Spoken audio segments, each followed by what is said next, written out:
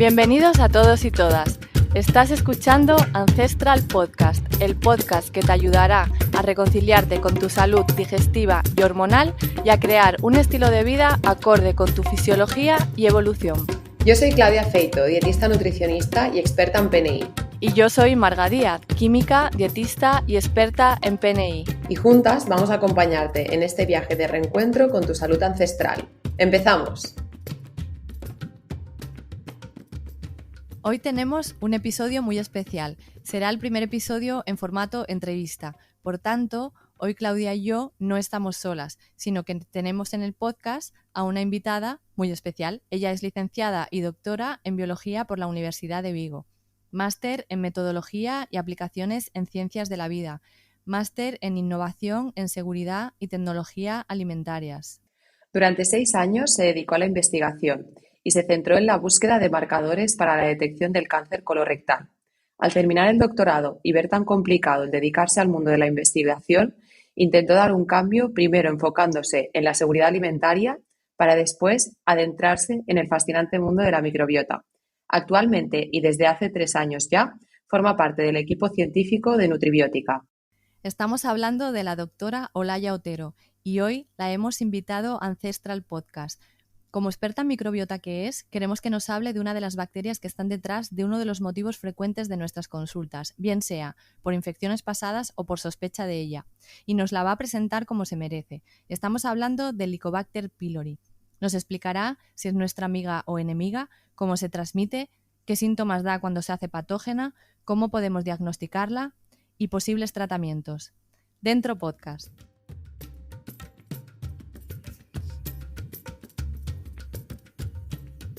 Bueno, hola Olaya, muchas gracias por estar aquí. Bienvenida a Ancestral Podcast. Hoy nos vas a hablar del Helicobacter pylori. Y bueno, te quería empezar a preguntar ya qué es, ¿no? ¿Qué es el Helicobacter pylori y dónde está? Que nos hables un poco de esta bacteria. Pues bueno, antes de nada, gracias a vosotras por invitarme. La verdad que es un placer poder charlar este ratito con las dos. Y bueno, el Helicobacter pylori yo creo que a todo el mundo le suena, ¿no? Y además es que nos suena ya como un bicho malo. Siempre lo asociamos a Helicobacter, vale, me lo tengo que eliminar, lo tengo que quitar. ¿Pero qué es exactamente? Bueno, pues es una bacteria. Es cierto que es una bacteria que podemos decir que se clasifica, ¿no?, dentro de este grupo como son las gram negativas, donde hay mucho microorganismo patógeno. Y efectivamente puede llegar a ser patógeno. Pero como ocurre casi siempre en la microbiota, es cuestión muchas veces de equilibrio, ¿no? No es que un microorganismo sea malísimo, ni bueno, buenísimo, sino es que esté todo en un equilibrio. Entonces, el Helicobacter pylori efectivamente es una bacteria gram negativa y lo que significa es que su pared celular, bueno, pues es un poco más compleja que las bacterias que se clasifican como gram negativas. Entonces tiene lipopolisacáridos, que son pues unas moléculas, realmente funcionan como toxinas prácticamente, que claro, nos puede producir pues cierta inflamación y causarnos algún daño, pero lo dicho, siempre que pues esté un poco en sobrecrecimiento, ¿no? Por sí tampoco es tan mala. Sí, porque tenemos en mente que la Helicobacter pylori es una bacteria mala, porque ahora sí que encontramos mucho, sobre todo en las consultas, pues gente que viene de haberla tenido a lo mejor en algún momento y con ciertas molestias que se han quedado un poco instaladas ahí, ¿no?, después de haber pasado la infección y aún así habiéndola eliminado, pero claro, es una bacteria que explícanos un poco, porque es una bacteria que realmente debería formar parte de nuestra microbiota, ¿no? Bueno, es que de hecho hay varias cosas con Helicobacter. Primero, que nos lleva acompañando millones de años. Parece que, por lo que se ve, esto ya es un poco friki, pero a mí me gusta saber de dónde vienen los bichos, ¿no? Analizando un poco genéticamente Helicobacter pylori, se ve que va aumentando su diversidad, ¿no?, genética, va variando. En función nos alejamos de África, entonces parece que nos acompaña en nuestro estómago desde que el Homo sapiens es Homo sapiens, ¿no?, desde que hubo esa migración desde África, hace casi 60.000 años, o sea, nos acompaña desde hace mucho tiempo. Y efectivamente, en torno a la mitad de la población tiene Helicobacter pylori en su estómago.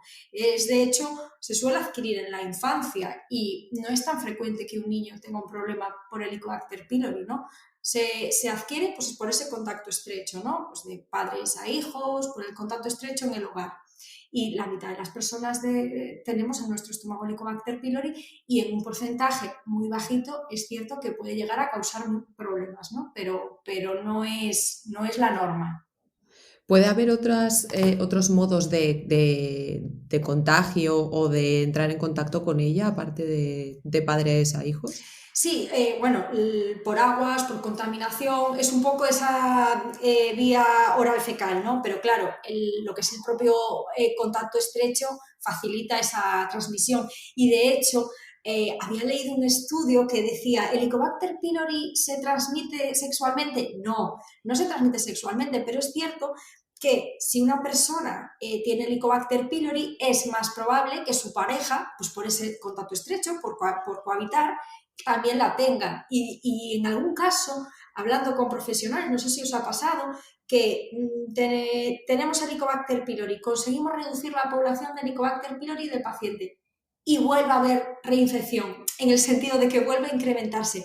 A veces podemos tener un reservorio, o sea, podemos tener en casa una persona que a lo mejor pues, no presenta síntomas porque pues, está más saludable, ¿no? Y tiene una microbiota en equilibrio, aunque tenga Helicobacter pylori, y ayude a volver a reinfectar a esta persona. Eso me ha pasado más de una vez, que me lo comentan los profesionales. Sí, de eso esas pasa reinfecciones. con parásitos también pasa esto. Sí, sí, sí. Justo, es muy común. Bueno, que parece que parásitos tenemos como más claro que cuando alguien tiene parásitos se tiene que lavar sábanas, se tiene que desparasitar, se tiene que hacer el tratamiento, ¿no? Pero como que nos olvidamos de que hay otras bacterias, otros microorganismos. Justo, o sea, compartimos un montón de microbiota, eso es así, con nuestros congéneres. Y de hecho esto es positivo, ¿no? Porque la mayor parte de los microorganismos son beneficiosos, entonces cuantos más contactos sociales, y ahora los niños, ¿no? Que parece que son burbujas con esto de la pandemia, pues eso no les va a favorecer, porque estar en contacto con muchas personas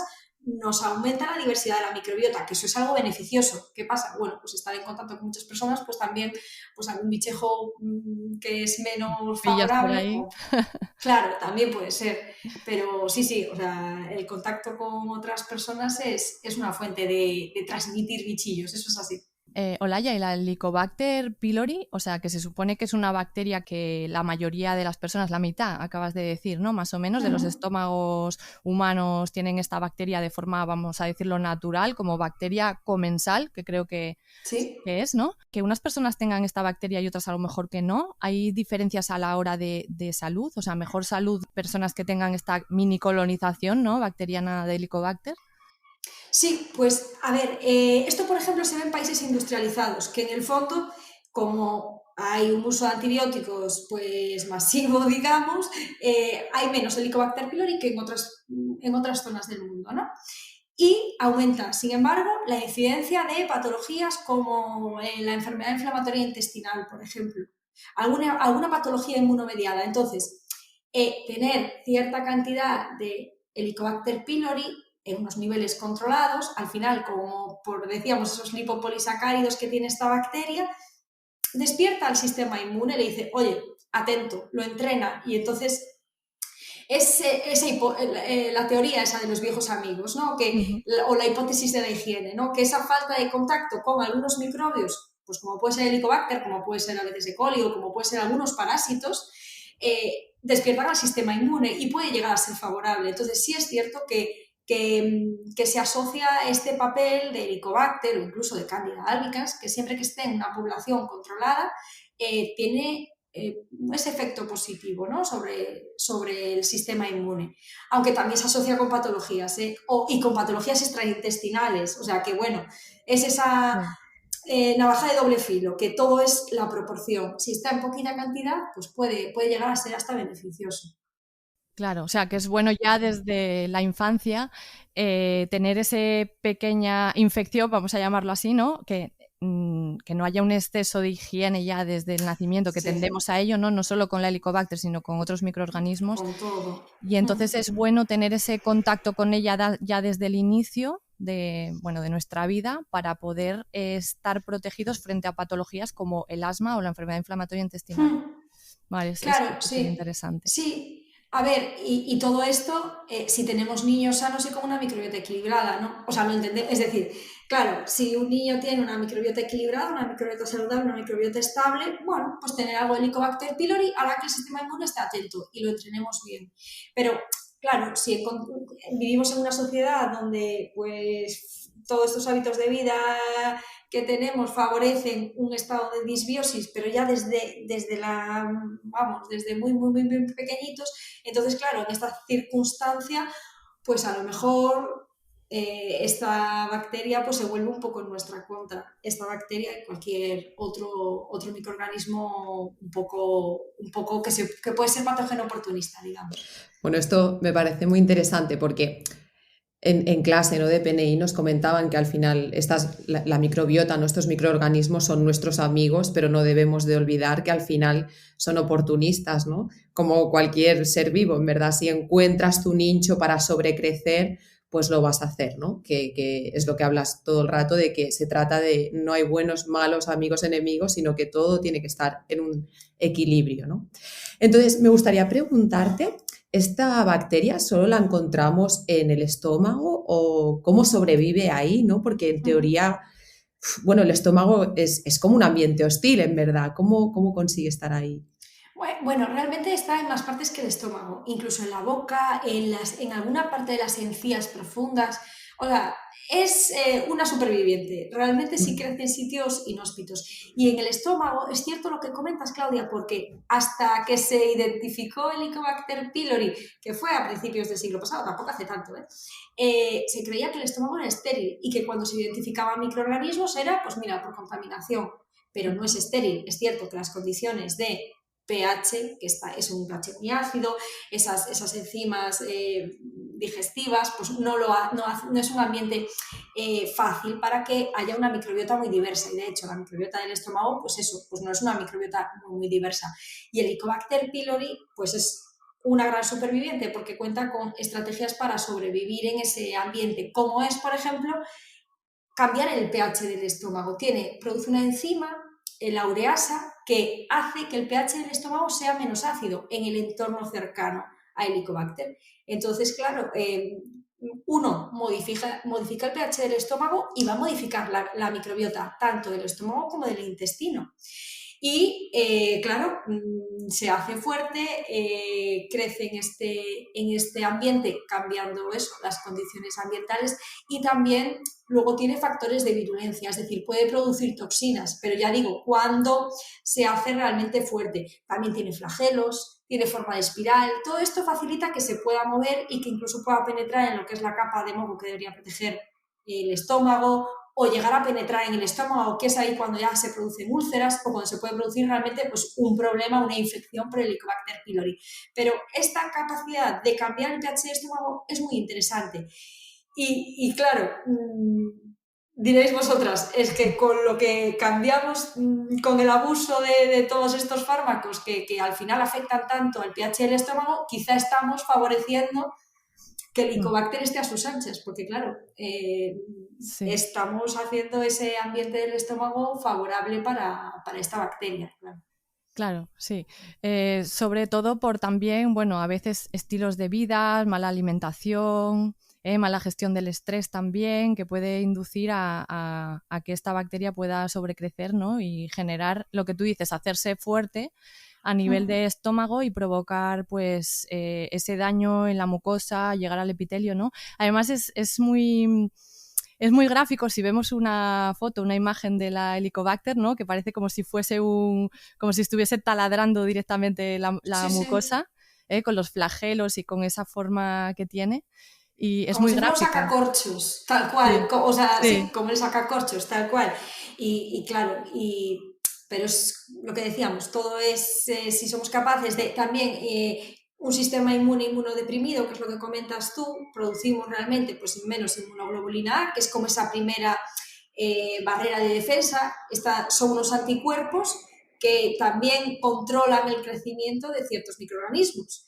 Y claro, si estamos inmunodeprimidos también va a ser deficiente, ¿no? Lo que es esta primera barrera de defensa. Todo eso son factores que pueden influir. Claro. Y cuando tenemos una infección por Helicobacter, entonces los síntomas principales, digamos, son a nivel digestivo, ¿no? Que pueden ser, pues, derivados de ese daño en la mucosa, ¿no?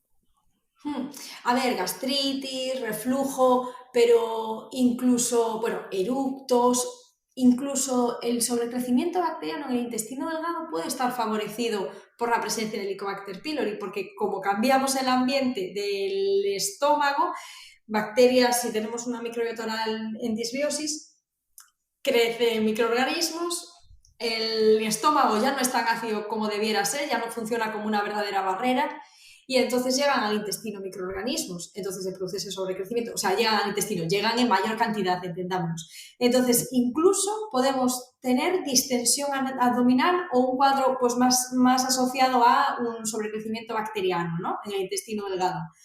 Pues incluso puede ser esto. O también se asocia la presencia de Helicobacter pylori con rosácea, con trastornos de piel tipo urticaria, o sea, nos puede despistar un poco a veces los síntomas que dan. Obviamente, gastritis, reflujo, pues este es a nivel de estómago, síntomas o dispepsia, vale, pues podría ser la presencia de Helicobacter pylori la causa, pero incluso más allá del estómago puede producir síntomas.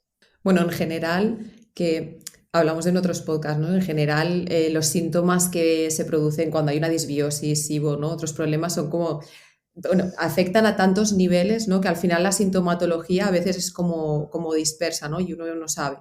Entonces, te quería preguntar si hay algún tipo de test, algún tipo de prueba que nos pueda ayudar para hacer el diagnóstico de que hay este sobrecrecimiento. Bueno, normalmente lo que se suele hacer es, bien, un test de antígenos, que ahora todos sabemos lo que son los antígenos, ¿no? Oye, lo del En coronavirus nos heces, vino genial para que la gente sí, ya entienda tenemos ciertas cosas. exacto, un máster todos en análisis clínicos. Sí, Bueno, el sí. test de antígenos en heces que detecta pues presencia o no presencia de alguna proteína de Helicobacter pylori. Y luego el test del aliento, que al final lo que hace es medir la actividad de la ureasa. Es lo que hace, porque tomamos un contraste, digamos, y si hay mucha actividad de la ureasa, el aire aspirado va a ser, bueno, va marcado, ¿no? Y entonces medimos el aire aspirado y podemos inferir si hay más o menos presencia de Helicobacter pylori. Bueno, realmente inferimos la actividad de la ureasa, ¿no? Y así es como se suele medir, ¿no? Normalmente la prueba aspirada es la más habitual, pero a veces, claro, la prueba aspirada nos dice hay actividad de la ureasa, pero para identificar exactamente si es Helicobacter en general el género o es la especie Helicobacter pylori, se suele hacer pues ya de antígenos para identificarlo 100%. Pero bueno, serían esas dos pruebas. Sí, porque el test de antígenos muchas veces, bueno, cuando pedimos test de disbiosis en consulta ya viene ahí un poco incluido y puedes también valorarlo junto con el resto Claro. de microbiota intestinal. Bueno, sabemos que el tratamiento a nivel convencional suelen ser un tratamiento como muy potente, ¿no? Que a veces personas que, bueno, que son más susceptibles al tratamiento antibiótico o tienen como el contexto o el resto de cosas un poco más dañado, pues al hacer estos tratamientos suelen resultarles bastante agresivos, ¿no? ¿Qué tratamientos desde la medicina convencional nos suelen recomendar? Claro.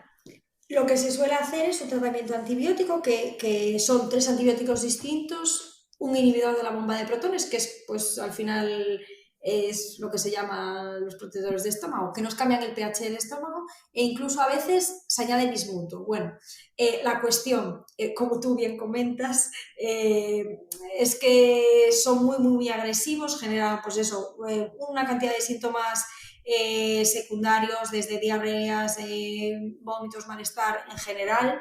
Y esto realmente es un problema porque, por lo que alguna vez he hecho una revisión, estos síntomas, estos efectos secundarios, lo que hacen es que haya un abandono muy grande del tratamiento, con lo que supone abandonar un tratamiento antibiótico, que aumentan resistencias a antibióticos. Entonces, bueno, realmente yo creo que hay preocupación en torno al tratamiento de Helicobacter pylori convencional, porque estos efectos secundarios, porque no siempre se logra erradicar Helicobacter pylori, porque también deberíamos de preguntarnos si lo que queremos es exactamente erradicarlo o controlar su población, y porque un efecto secundario que a veces no tenemos en cuenta es que vamos a generar una disbiosis tremenda al paciente, y a lo mejor teníamos el Helicobacter pylori y luego tenemos una disbiosis en el intestino delgado, en el intestino grueso, o Sí, vamos, arreglas una cosa, exacto. desbarajustas otra. Al final, Sí, y al final también lo que pasa es que no se tiene en cuenta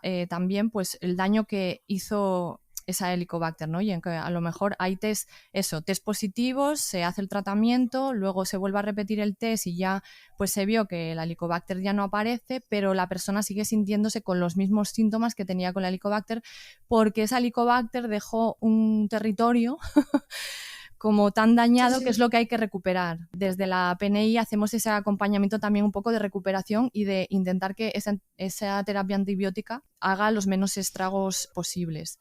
A nivel Claro. de tratamiento un poco más que no sea farmacológico, si decidimos que a lo mejor no hay una gran población de Helicobacter y que podemos controlarlo de otra manera, ¿habría alguna opción? Claro, a ver, por ejemplo, también yo que además de estudiar todo el día microbiota y probióticos, me empapo de lo que me cuentan los profesionales. Uno, los aceites esenciales. Yo no tengo ni idea de aceites esenciales, pero sé que a veces valernos de herbáceos tienen efecto antibiótico, pero es cierto que su espectro de acción es mucho más reducido, entonces a veces no son de ayuda. Luego, cuando hay biofilms, que es el Helicobacter también puede formar biofilms, hay pues, cosas como la acetilcisteína, Uh-huh. que es que ayuda a eliminar biofilms. Entonces, cuando hay infecciones resistentes, ¿no? Pues yo qué sé, pues una cistitis que es que no la hemos eliminado, o un helicobacter que es súper resistente a antibiótico. También deberíamos de plantearnos si hay o no hay biofilms. Y luego, por lo menos, y esto se lo digo a veces a los profesionales, mira, por lo menos acompañar el antibiótico farmacológico con un probiótico, porque está de sobra, o sea, eso está bastante estudiado, que solo sea en el Saccharomyces boulardii. El Saccharomyces boulardii, a la vez que el antibiótico, disminuye los efectos secundarios, y en algún estudio se vio cómo, además de disminuir los efectos secundarios, mejora la eliminación del Potente. Helicobacter pylori. Claro, entonces, mínimo eso. Luego hay gente que es cierto que se anima a lo que decías, Marga, es, bueno, pues no tengo, se me pasa un poquito de las 20 ppm, pero no es demasiada población, o ya hice un ciclo de antibióticos y salió fallido, voy a intentar de otro modo. Hay algunas cepas probióticas que demuestran antagonismo frente a Helicobacter pylori, es decir, los microorganismos probióticos, las bacterias o alguna levadura, producen bacteriocinas, que son algo similar a los antibióticos, pero con un espectro de acción, en este caso, súper estrecho, es decir, son muy específicas. Y hay muchas bacterias que in vitro, por ejemplo, demuestran acción frente a Helicobacter pylori. El Acidophilus, LK6, Paracasei, Bifidobacterium lactis. Luego es cierto que en vivo, es decir, que sobrevivan en el estómago y que puedan hacer esa acción antagónica en el estómago, no es tanto, ¿no? Pues yo qué sé, pues un acidófilus, efectivamente, además de tener actividad antagónica, de reducir la población de Helicobacter pylori, el ambiente hostil del estómago no le es un problema, su nombre ya lo dice, Lactobacillus acidófilos, le gusta el ácido, entonces podría sobrevivir en el estómago y también podría ser útil. Ya digo, Saccharomyces boulardii está muy estudiado, y luego hay otras cepas probióticas que, sobre todo in vitro, han demostrado que son capaces de inhibir el Helicobacter y que tienen esa utilidad, y hay gente que se anima a intentar reducir la población de Helicobacter pylori de otra forma. Genial, genial. ¿Y tú crees que sería interesante o habría alguna estrategia para prevenir bueno, como nos has ido comentando, ¿no? Para prevenir este sobrecrecimiento de Helicobacter, ¿no? Que quizás tiene mucho que ver con los aspectos de la vida cotidiana, o quizás pues tomar probióticos? ¿Hay algo que nos puedas decir? Bueno, yo creo que efectivamente, como que el Helicobacter nos cause el problema o no nos cause el problema, en muchos casos eh, viene determinado por nuestro estado de salud, es decir, que si estamos inmunodeprimidos, pues seguramente el Helicobacter a lo mejor puede aprovechar para crecer. Si tenemos una microbiota en desequilibrio, también puede aprovechar para crecer. Entonces, yo creo que al final es Uno, cuidar la microbiota, pero es que para cuidar la microbiota al final hay que hacer una estrategia como a 360 grados, cuidar la alimentación, el descanso, el estrés, son muchas cosas. Y alguna vez lo hemos hablado, ¿no? Que el paciente a veces quiere la pastillita. Bueno, pues hay que hacer muchas más cosas. Y si queremos mantener a estos bichos que si crecen pues pueden resultar realmente patógenos a raya, hay que cuidarse desde muchos aspectos distintos. La microbiota es uno de los factores, pero que no podemos descuidar pues unos hábitos de vida saludables en general. Y la toma de antibióticos y de fármacos en general, pues sí genera un desequilibrio en la microbiota. Entonces, bueno, a veces es inevitable, hay que tomar fármacos, pero entonces debemos de intentar compensar, ¿no? este daño que le estamos causando a nuestra microbiota y a nuestro cuerpo. Sí, porque uno de los fármacos que más puede estar detrás un poco de generar ese ambiente un poco de menos acidez y en lo que le damos como más oportunidad de sobrecrecer son los típicos inhibidores de la bomba de protones, el típico omeprazol, que muchas veces pues se da como protector de estómago, mal llamado, ¿no? Para, bueno, si estamos tomando otro tipo de fármacos, pues para que no nos dañen la mucosa gástrica y no nos generen gastritis, ¿no? Pero claro, a la vez lo que nos están haciendo es que nuestra querida Helicobacter, que puede ser amiga, se vuelva nuestra enemiga. Ese es un factor muy importante y que vemos mucho en consultas, ¿no? Toma de inhibidores de la bomba de protones de forma como muy continuada.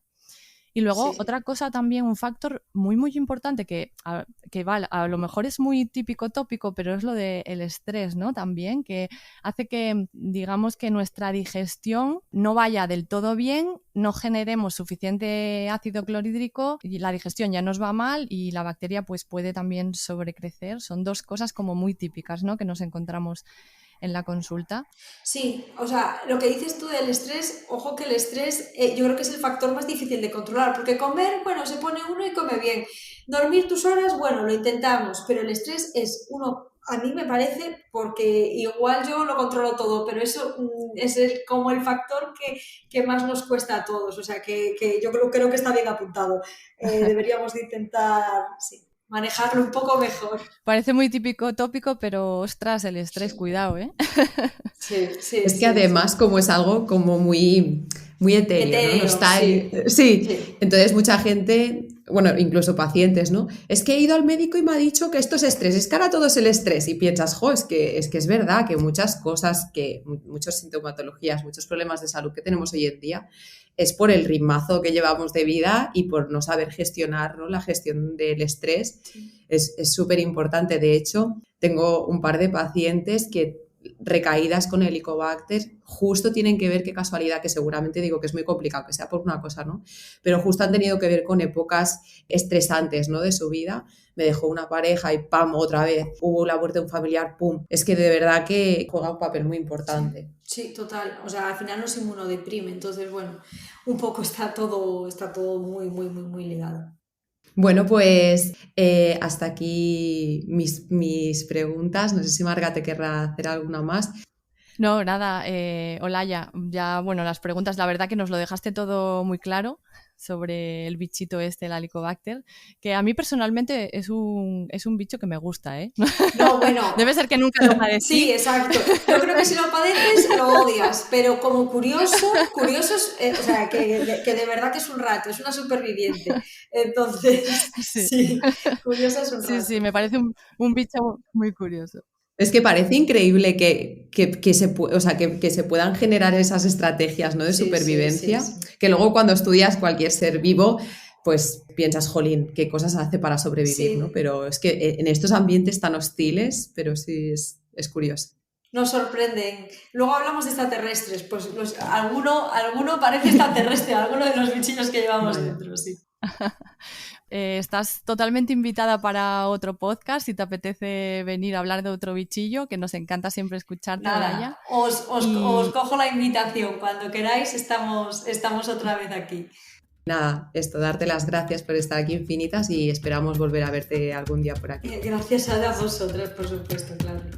¿Te ha gustado el episodio? Para no perderte ninguno, suscríbete a Ancestral Podcast en tu reproductor de podcast habitual. Si quieres saber más sobre nosotras y nuestros servicios o consultar más artículos relacionados con tu salud digestiva y hormonal, tienes toda la info en nuestra web www.clinicaancestral.com. También puedes seguirnos en nuestro Instagram, Clínica Ancestral PNI. Muchas gracias y nos escuchamos de nuevo en el próximo episodio.